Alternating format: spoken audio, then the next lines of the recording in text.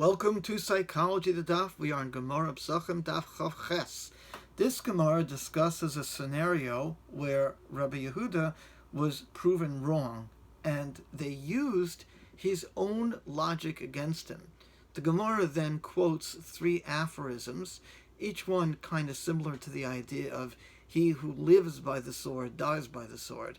And here are the aphorisms. Rav Yosef said, this is to say, in the spoon that the carpenter made, the mustard will burn his palate. In other words, one can be harmed by his own actions.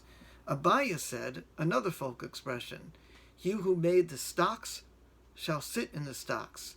He is repaid through his own handiwork.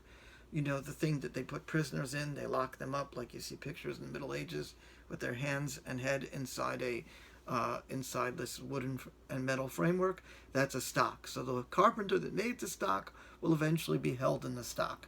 Rava said another saying similar. He said, he who made the arrows shall be killed by his arrows. He is repaid through his own handiwork.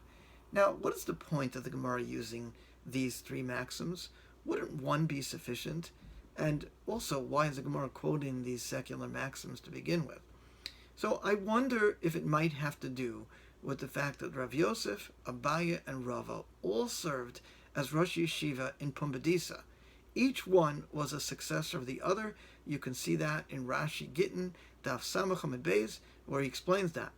It also goes from less severe to more severe to ultimately fatal, right? So first it's spicy mustard on the tongue, then it's being imprisoned in a stock, and then finally the person is pierced and killed by the arrow. So perhaps each one is alluding to the challenges they experienced as Rosh Yeshiva of Pumbedisa, with each successor having more difficulties. As to what these challenges were, we can only guess. However, one thing is for sure, it's not easy being a public servant.